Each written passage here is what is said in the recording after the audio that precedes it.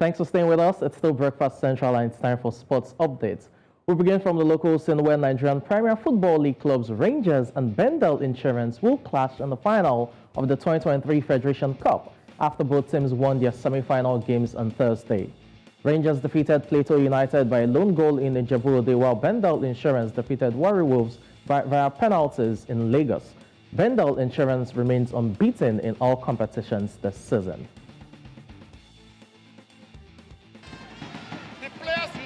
Are the players that have been coming all the way.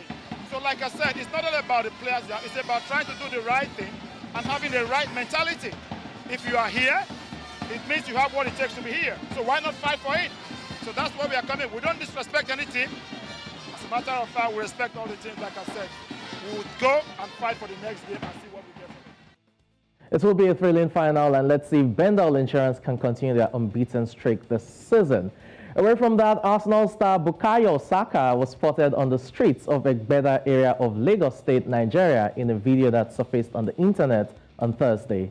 The Ghana's winger, who recently signed a new deal with the English side, arrived in Nigeria on Wednesday and was dressed in a white native with sneakers, as some football fans shouted his name, Saka, as he is usually called.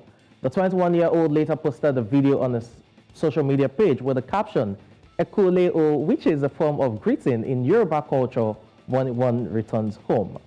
It is good to see that the Nigerian born player, is definitely getting in tune with what's obtainable right here in terms of Nigeria's culture, especially the Yoruba culture and greeting. Away from that, to another African player, Ivorian forward Wilfred Zaha has been offered a new 4-year deal, which is said to be the most lucrative deal in Crystal Palace's history. Zaha has made more than 400 appearances for Crystal Palace and is out of contract in the summer when a 5-year deal worth £130,000 a week will expire. Now, the 30-year-old is understood to have been offered a contract worth about £200,000 a week that would make him by far the highest paid player in Crystal Palace's history.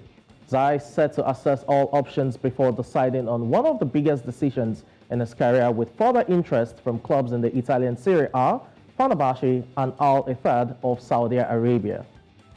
It will be interesting to see how that pans out for him. Definitely one that deserves a bigger club than Crystal Palace. Still talking about African players, Ghana teenage star Ernest Nuamah has been named the player of the spring in Denmark as voted by coaches of the Danish top flight. Now the award was presented to the young star on Thursday as his teammates applauded him.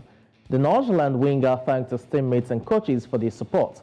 Nuamah scored 15 goals and provided 4 assists in 33 games in all competitions for Norgeland, an impressive form which has seen the 19-year-old receive a call-up for Ghana's African Cup of Nations 2023 qualifier against Madagascar. Definitely a superstar in the making, you want to say. Away from that, Portuguese football star Cristiano Ronaldo has insisted he is not leaving the Saudi Arabia pro outfit Al Nassr this summer. Now, the 37-year-old only joined the Saudi Arabian Pro League club in January after his contract was terminated at Manchester United. However, there have been speculations that Ronaldo is unhappy in the Middle East and is plotting an escape back to Europe. Year, but we didn't. But next year, I'm really positive and confident that things will change and we go in a better way. So let's believe on that and working. I'm happy here. I want to continue here. I will continue here. But we didn't. But next year, I'm really positive and confident that things will change and we go in a better way. So let's believe on that and working. I'm happy here. I want to continue here. I will continue here. I'm happy here. I want to continue here, the words of Cristiano Ronaldo right there. Still talking football, referee Anthony Taylor and his family were confronted by angry Roma fans as he looked to board a flight from Budapest. Now, the Englishman had officiated the game where Sevilla beat Roma on penalties after a 1-1 draw, and the incident follows Jose Mourinho's confrontation of the referee at a car park, which was laced with verbal abuse. Mourinho was booked during an ill-tempered game which saw Taylor issue yellow cards to 13 players, the most bookings in a Europa League game. 7 of them were to Roma players, which is a record for the final. Meanwhile, UEFA is waiting for reports from match officials and delegates before deciding whether to take action against Mourinho with regards to the separate incident in the car park under the stadium after the match.